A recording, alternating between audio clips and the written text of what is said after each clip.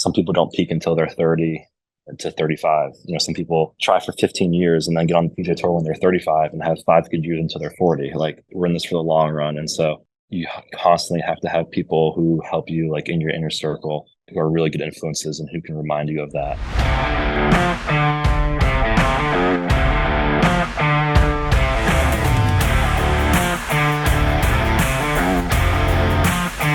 This is The Tournament Code.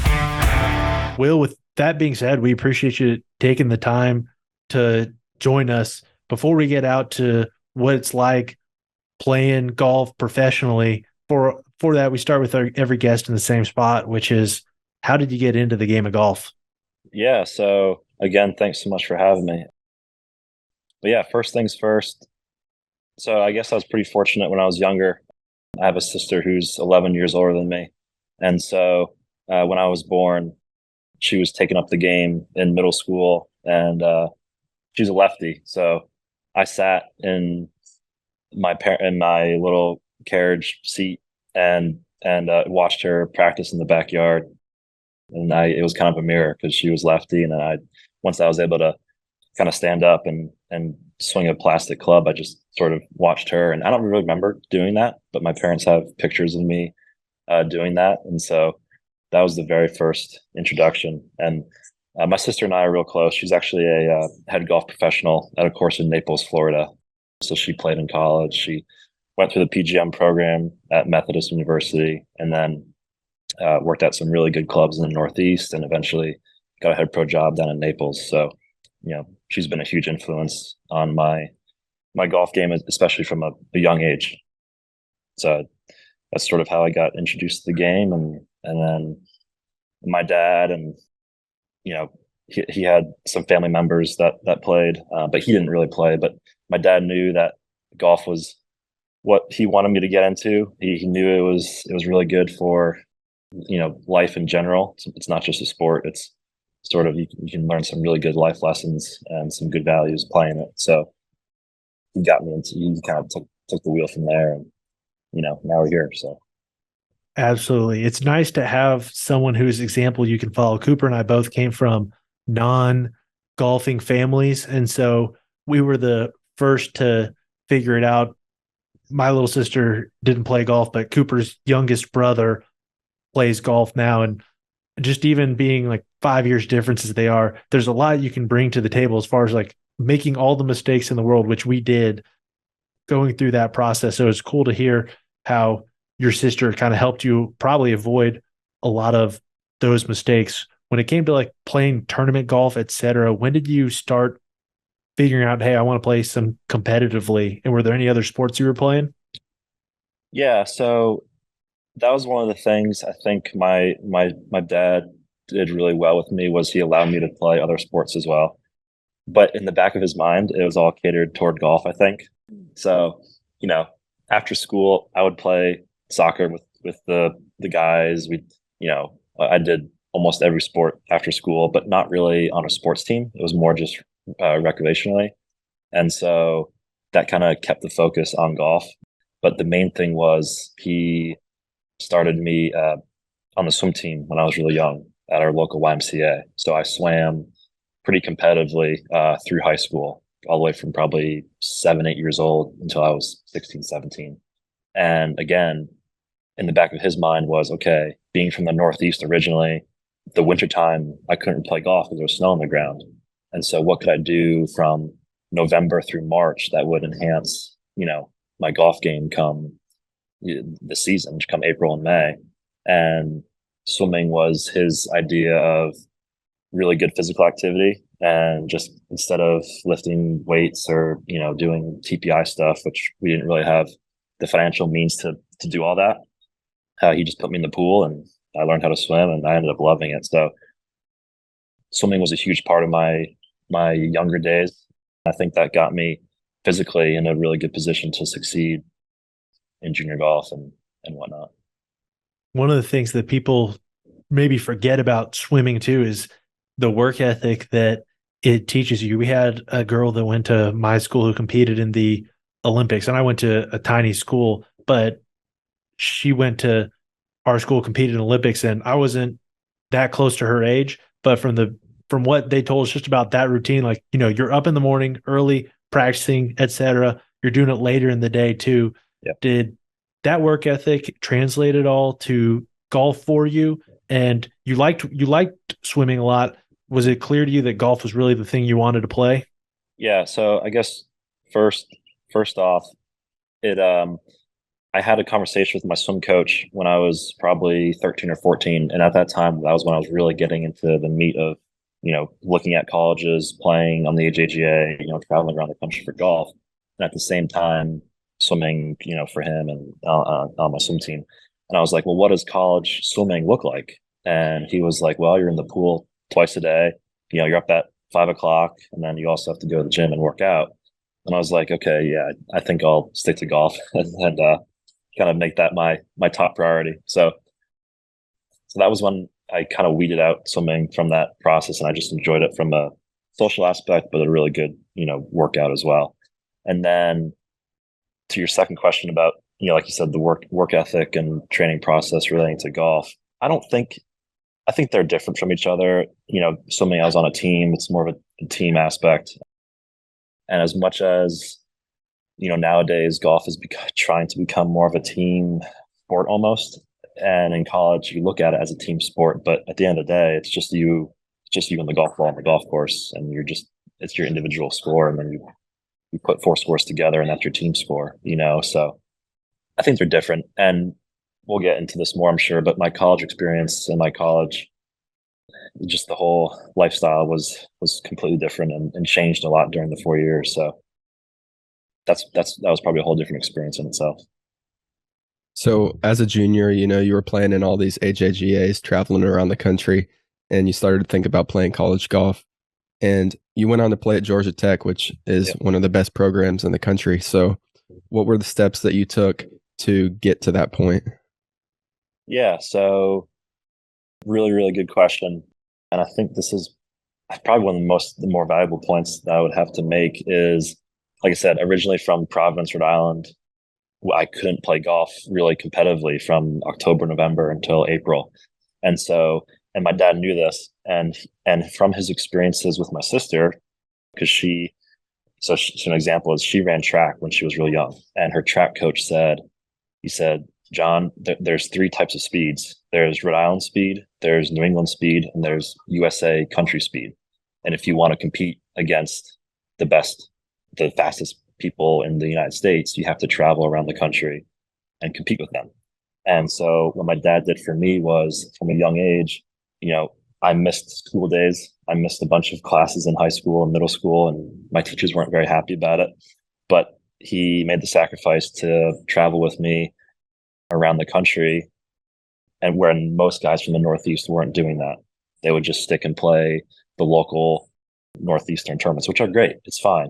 But like my sister's track coach told my dad, he said, if you want to compete with the best players in the country, you have to travel around the country. And because, South Carolina, Georgia, Florida, Texas golf is a lot different than Rhode Island golf.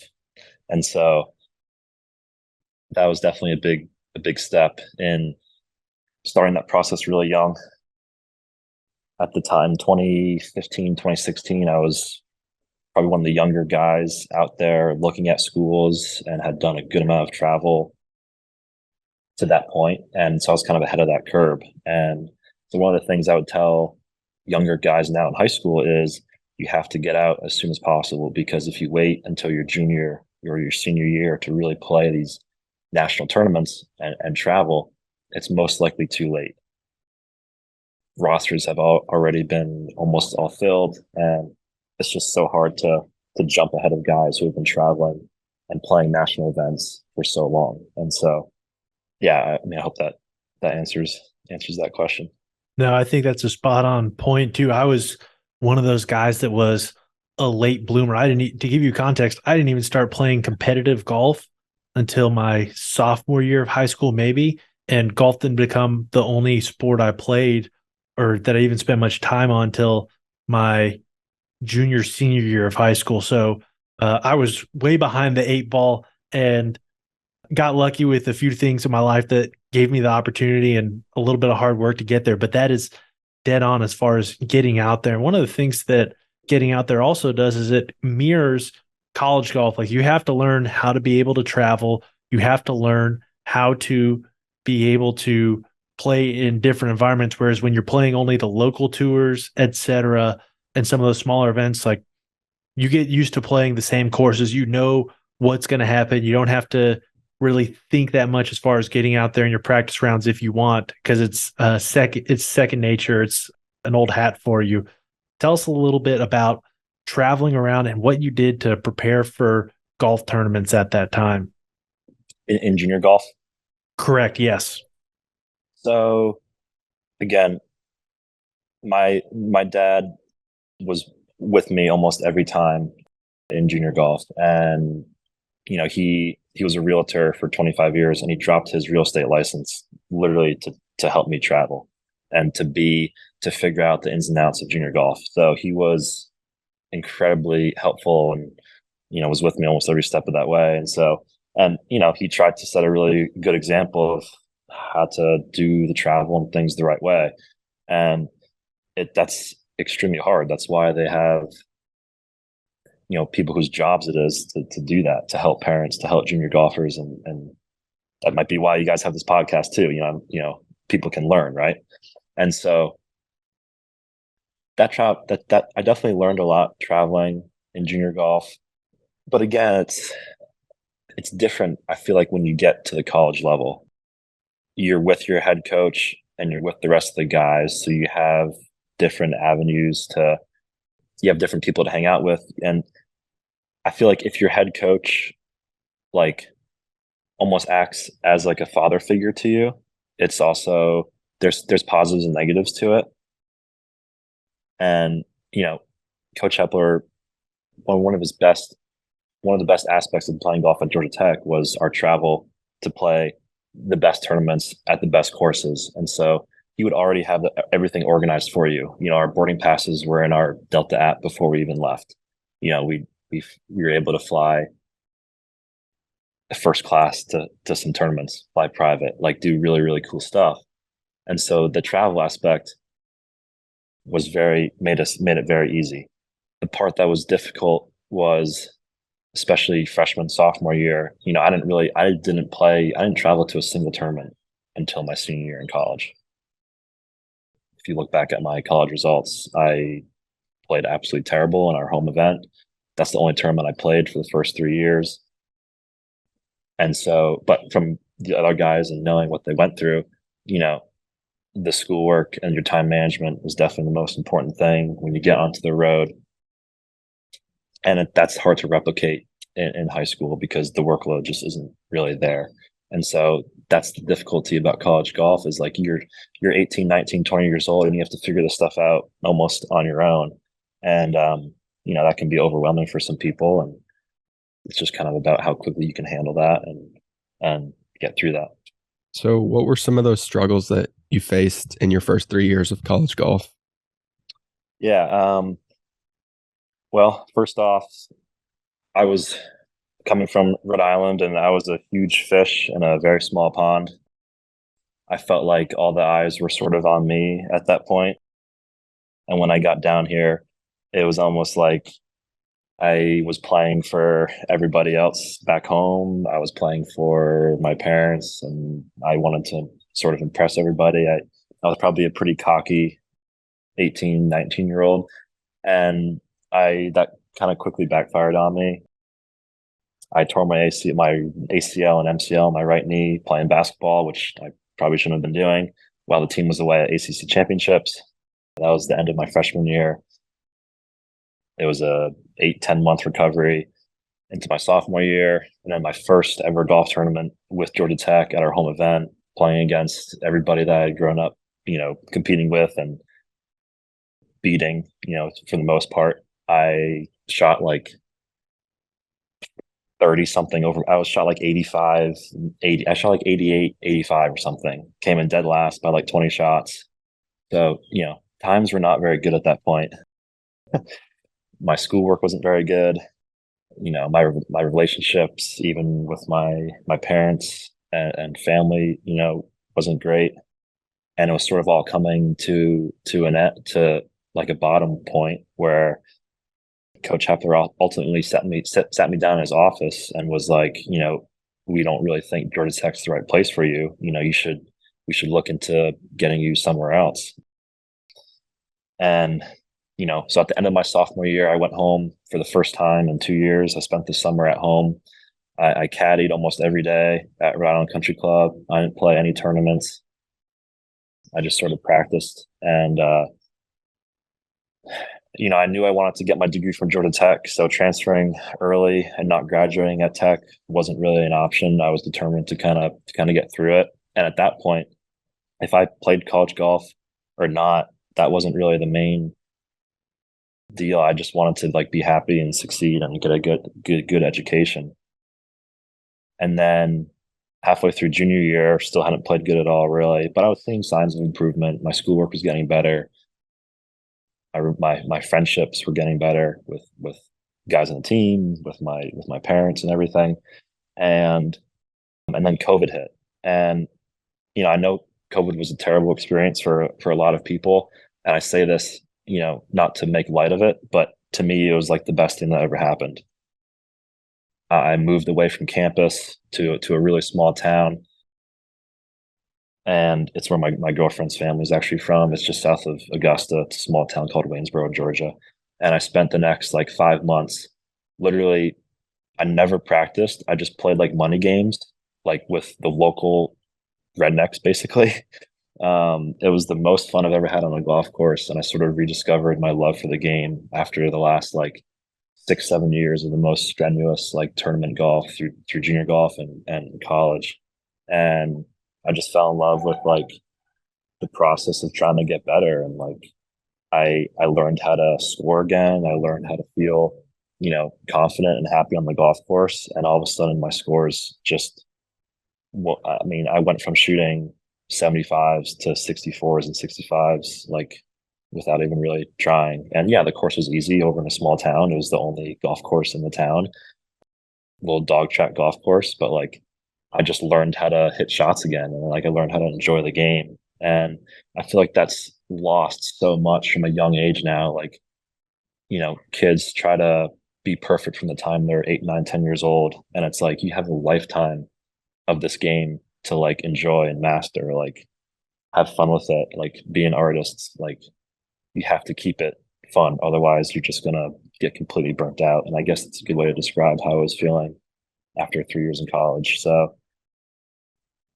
things have been on an uptick kind of ever since then. And so not to say that, things are, you run into challenges and stuff along the way, but professional golf is a whole different animal. So just learning how to tackle that now, and hopefully we can continue to keep getting better. And I'll always have, that memory in the back of my mind. And hopefully, if when times aren't great in professional golf, I can look back at that time, junior, senior year, and be like, hey, like you played the best when you were just having fun and smiling and trying to enjoy the game. So that was kind of a little runoff there, but I feel like the overall message was worth it. Was that experience in that small town and playing in those money games something that changed your direction on whether or not to turn pro? Yeah. So what happened was, after that experience, and I went back to school for my senior year that fall, I knew I could compete again. I knew I could beat the guys on the team.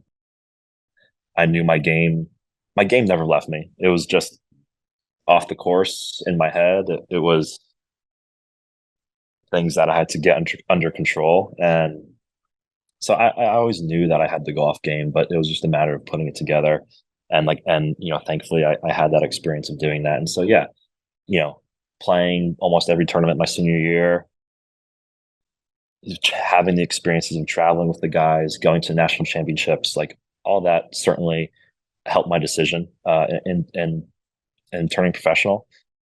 But at the end of the day, I was probably going to give it a shot no matter what, because I would definitely regret it if I never did. I've wanted to play professionally my entire life, and so you know, I probably would have done it no matter what.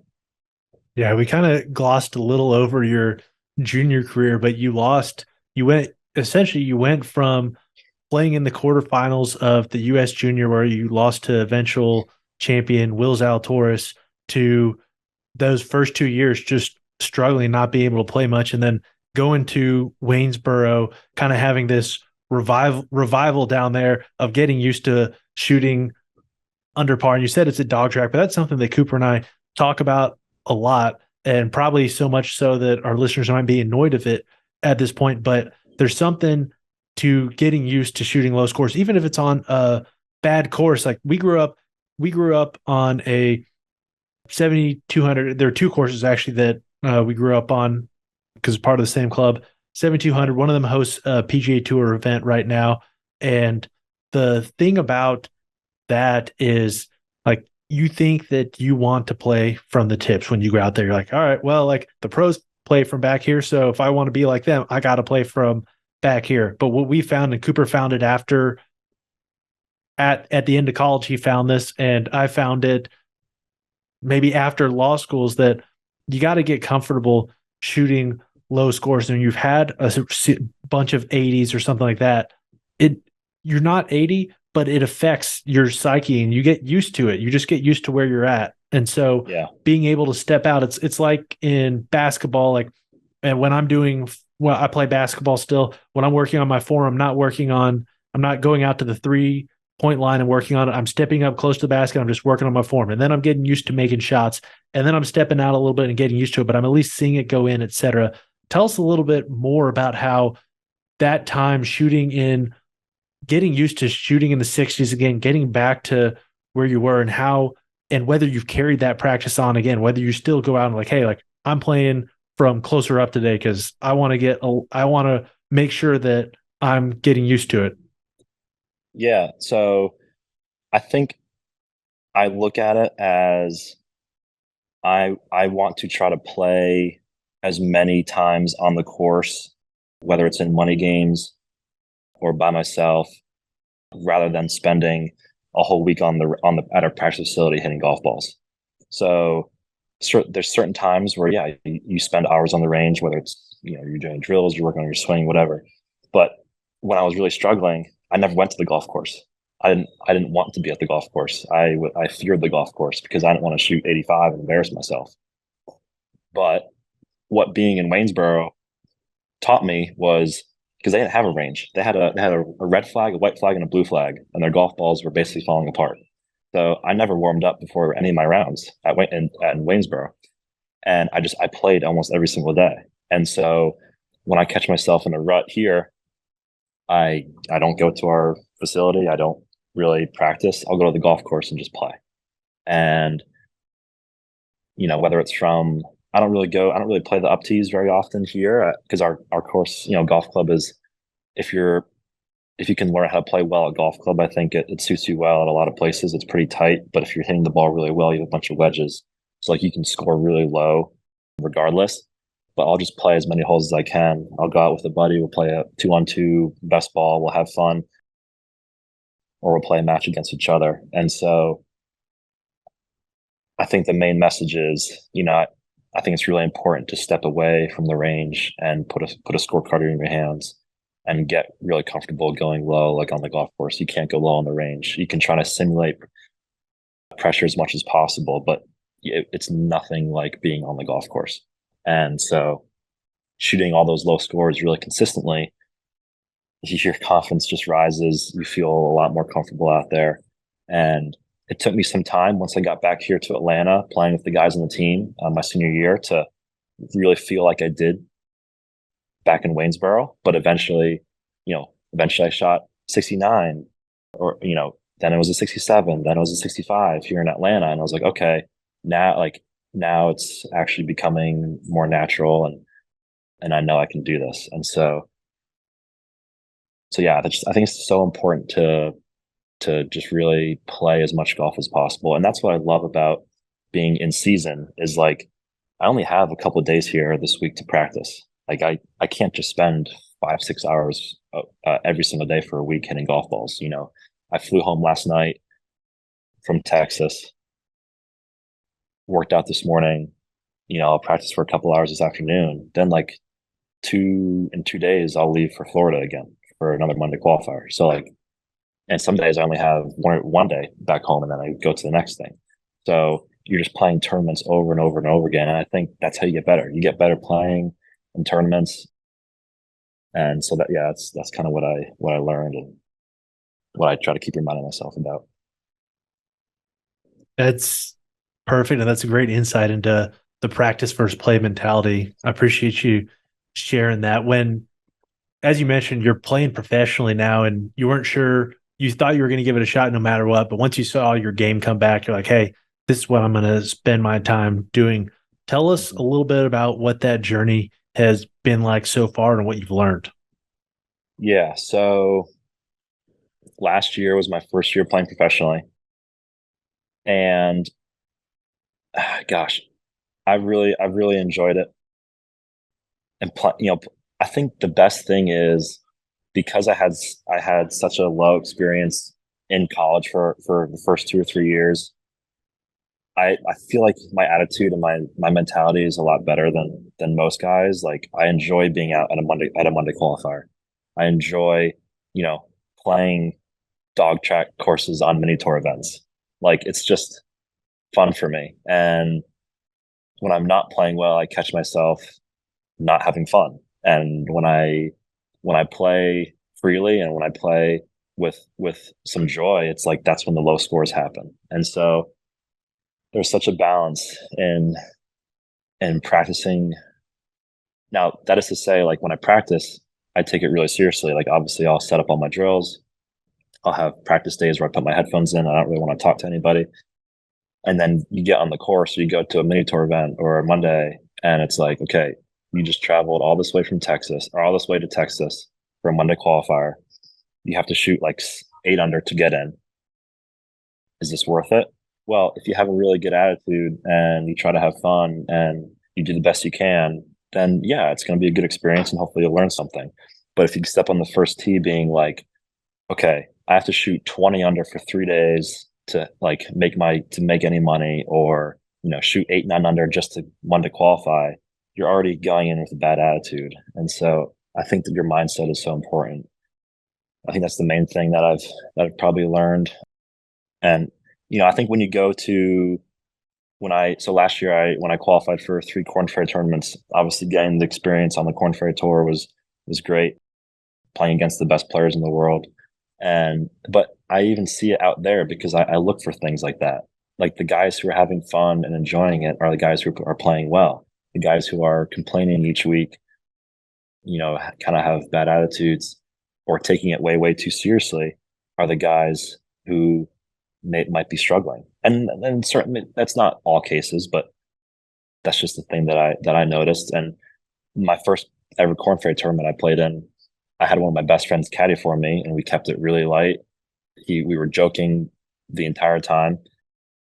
Now, when it was time to hit a shot, we kind of locked in. But like that event was the best finish I had. I made the cut. I almost came top 25 that week, and I just feel like that was very important and crucial to how I played that week. So I think there's definitely some truth to that. Now that you're playing professionally, you're playing for money, you're playing to support yourself. And in some ways, you're playing for a lot more than, you did in college. So is it harder mentally, or has that actually helped your performance? As of recent, it's been a little bit harder. So coming into my second year, obviously the expectations are high. I had a lot of good experiences last year, winning a few tournaments, Monday qualifying.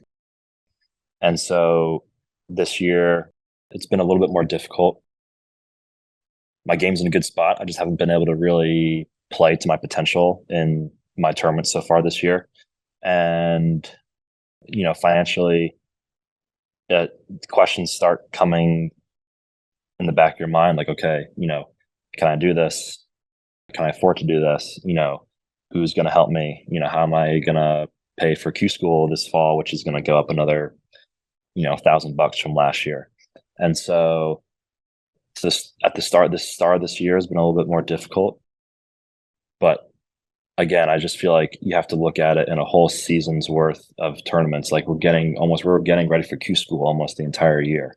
And so if you can just keep every day just trying to do one small thing that might make a big difference, and just build on it, just trying to gain a little bit better each day, whether that's in the gym, whether that's your nutrition, whether that's, how you practice or whatever. Like, I feel like the little small things throughout the whole season will add up at the end of the year during Q school when it really, really matters. So I think it's just a combination of a lot of things that ultimately will kind of predict how you're going to finish the year, and hopefully, in my case, get Corn Ferry status for next year, and then we can sort of move forward from there. How difficult is it to have that long range mentality when, you may play well in a mini tour event, but you still might not, make any money or make that much money? Yeah, like this last month, I missed the cut 3 times in a row by a shot. I shot under par for 2 rounds each time. I think I was like 2 under, 3 under, and like 4 under, and I missed the cut every time. And so and same with the Mondays. I've shot under par in each of the Mondays so far and haven't Mondayed in, obviously. And so, you see guys who start the year hot, like they're playing really well, and you're like, dang, like I think my game's good enough. I know I can beat those guys. How come I'm not doing it right away? And that's literally the conversation that I'm having right now with my coach and some other guys, that help me. And so we're really just trying to focus on the things that I know that I do really well, and just try to get a little bit better each day. And at the end of the season, we'll be in a good spot. But yeah, it's very hard. Like, you want things to happen to you right away. You want to play well right away, but you have to realize that we're in this for the long run. Otherwise, you wouldn't be playing professional golf. Like, some people don't peak until they're 30 to 35. Some people try for 15 years and then get on the PGA Tour when they're 35 and have 5 good years until they're 40. Like, we're in this for the long run. And so you constantly have to have people who help you, like in your inner circle, who are really good influences and who can remind you of that. And that's just the challenge of golf. That's why golf is a really, really cool, unbelievable sport. And I guess that's why I love the game. I understand that. And I think that idea regarding having a good inner circle is especially important.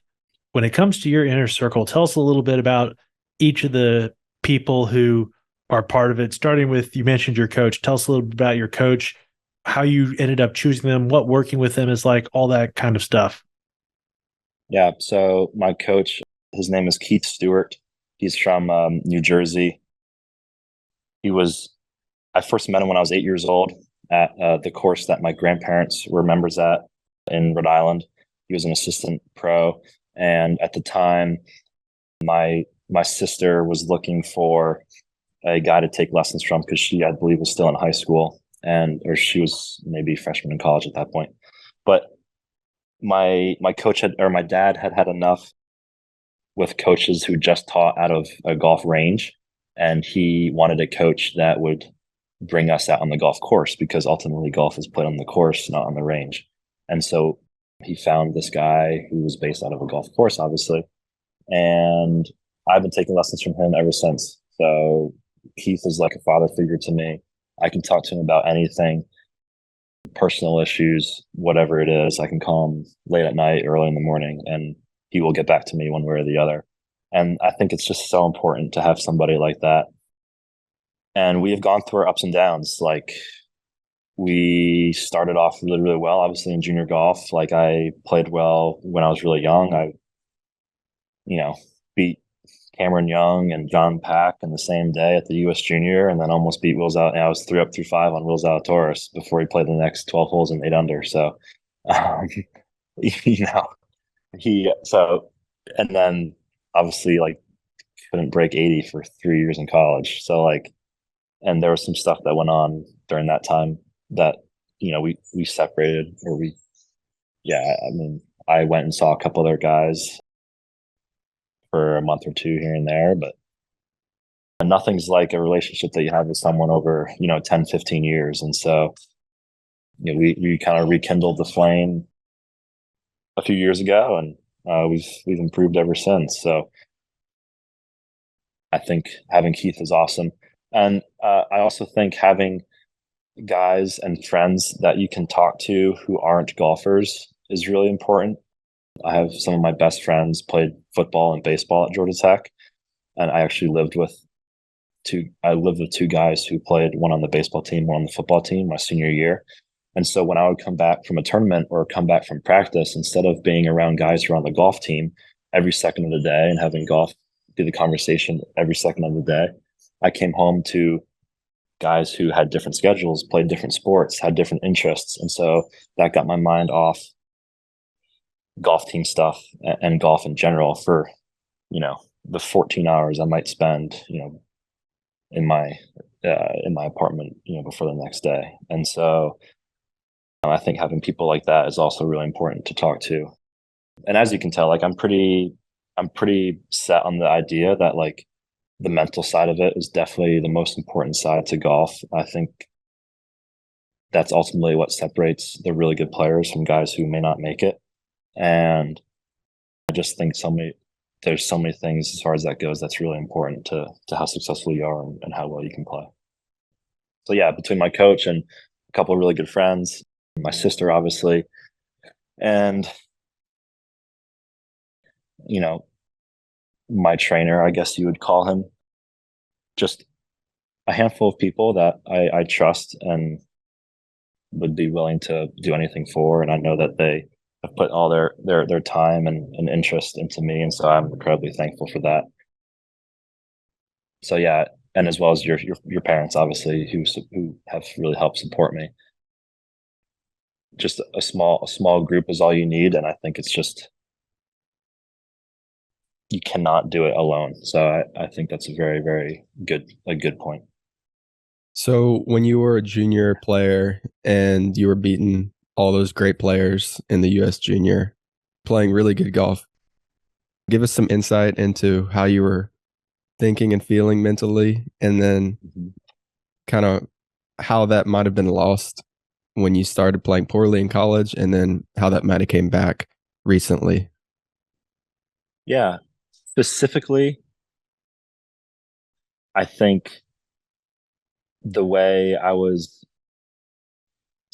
using my creativity and my feel and my imagination around a golf course, I particularly like to curve the ball a good amount in both directions. I like to know which way my ball is going to curve. And so when I do curve it, I tend to curve it probably more than most people do. And when I was really young, I just really enjoyed doing that. I like to spin it. I like to almost, kind of play like flashy golf kind of. I hit it pretty far, but my short game was good. So like I just really enjoyed going out and almost trying to like show off. And it might sound weird. I don't know, but in college, I found myself being so like protective and like not wanting to make a mistake and not wanting to short side myself, not wanting to three putt, like all because I didn't want my coaches, or I just didn't want to make a mistake. And so that was lost for many years. And again, going to Waynesboro in my case, or when I turned pro and being by myself, I was then in control of what I did. I can control when I wake up. I control when I go to bed. I can control what I eat. I control everything I do in my entire day, which is an insane like luxury to have. And I can also control my golf game. I can control what I hit off the tees. I can control what shot I hit. If I hit a fade, a draw, if I want to hit it low, high, whatever. Like it's on me. I'm not playing for anybody else. And so that imagination, that feel, that creativity, that's when I have the most fun, and that's when I play the best is when I do that. And so Yeah, I think that's just a really important thing, like not to lose. And because there's certainly people out there that try to tell you how to play the game. They try to say you can only, hit it one shot shape, only hit it, or, just try to hit it straight. Don't try to curve the ball. Like it's too hard to curve the ball. I think it's different for everybody. I think everybody has their own things that they like to do. And, I just remember when I was playing my best in junior golf, that's what I did. And I did not do that in college. And now I try to do it again. So, yeah. Different strokes for different folks. I get that completely. And I think that you provide good color there as far as getting back to your roots, as far as like golf is a living for people and it's a hope for a living too. But at the same time, like golf at some point in time is supposed to be a little bit of fun. You're supposed to enjoy it. And if you're scared, tentative, and worried about what everyone's going to think of you and associate what they're going to associate with you because of your score, it can be hard to go out there and perform. And you said the mental is one of the most important parts for you. Tell us about, and did you guys as a team or individually do any work with mental coaches, and what was that like, or what did you learn? So as a team, I know Bob Rotella, coach had Bob Rotella come down and visit us once, I believe. But we didn't really. It was sort of on you to go to the coaches and say, "Hey, I need this," or "I need help with this." That's one of Hepler's sort of philosophies is pretty hands off with things like that. We don't have structured practices.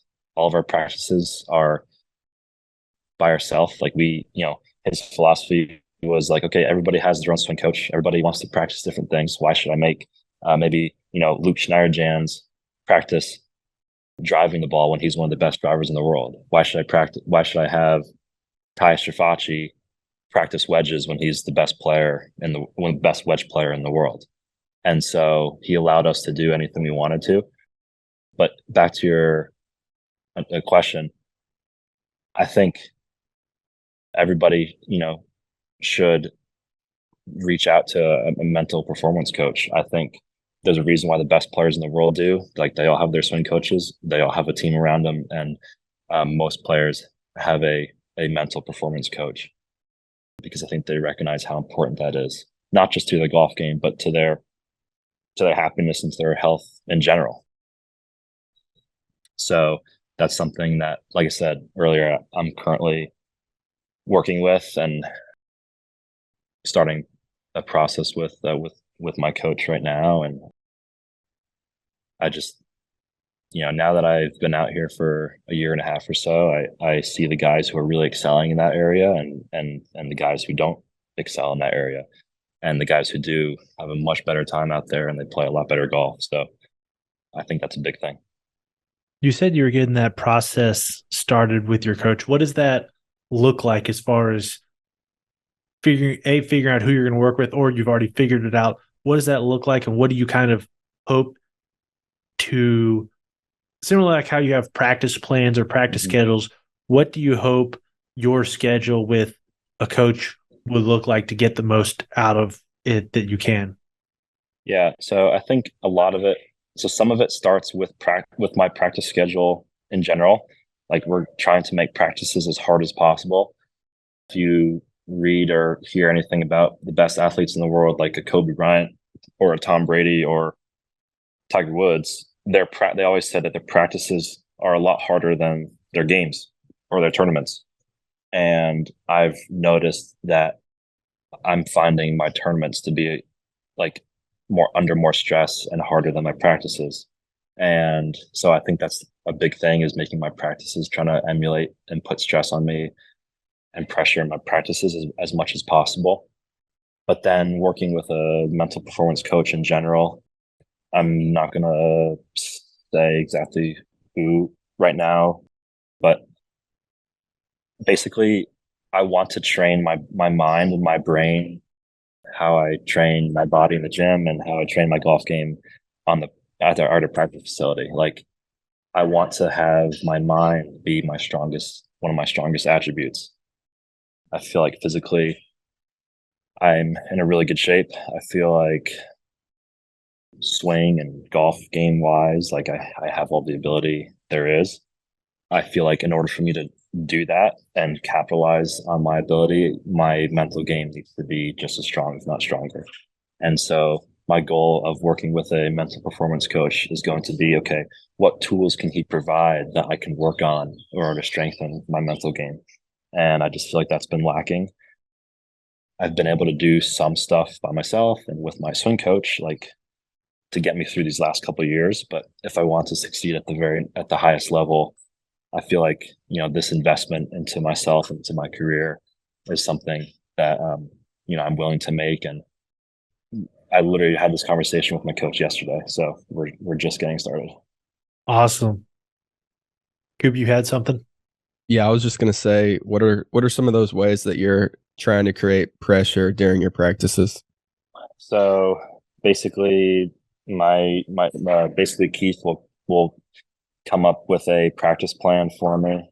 He already has done some little things in the past, but okay. So for example, like we can start with wedges.